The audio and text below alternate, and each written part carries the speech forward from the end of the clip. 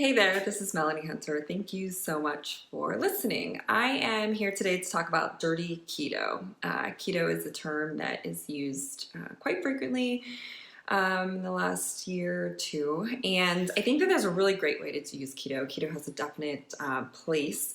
But there's also just a lot of keto being done really poorly.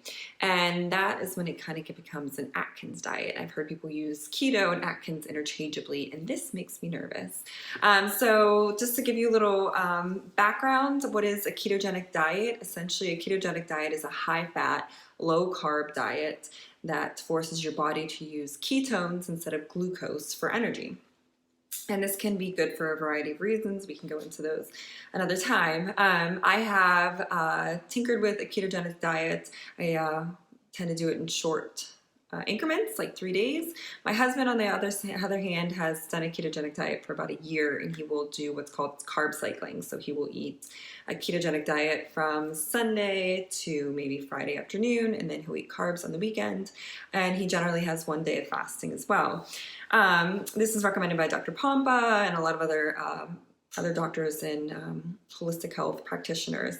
So there's a lot of ways to do keto, but what's most important to me is when you're doing keto is that you're eating real food. So nowadays the market is just saturated with keto products, and this is a great thing in a lot of ways because it makes eating keto convenient.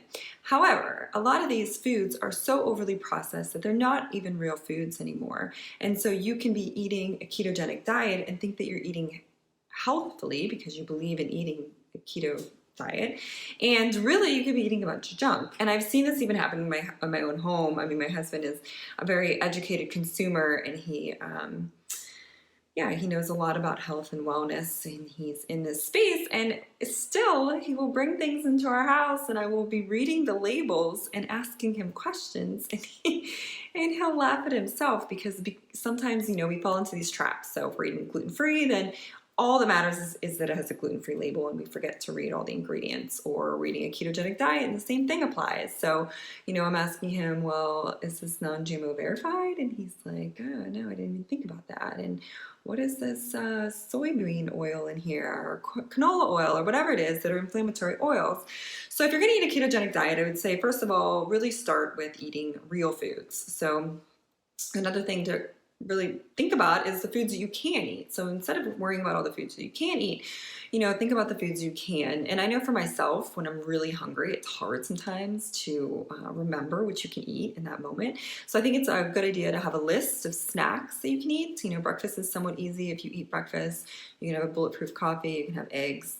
It's probably better to push off breakfast anyway. For lunch, we always do big salads with tons of olive oil, a lot of good avocado, and I like to add pumpkin seeds to mine.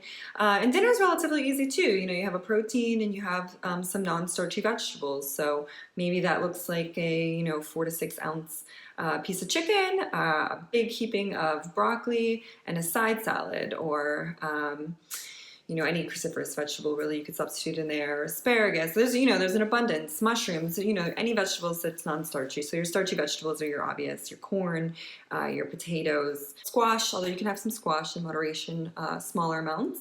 Size does matter. And then as far as snacks go, you really want to focus on whole foods once again. So as far as snacks, you can have olives are a really great snack.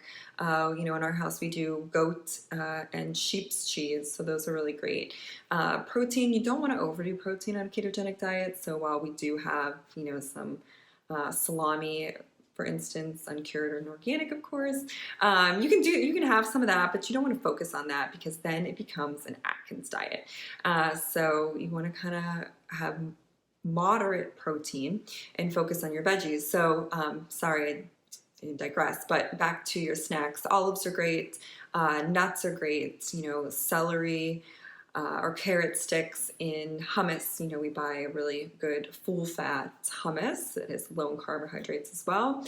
Seaweed could be a great snack as well, not the most filling, but also really low in carbohydrates.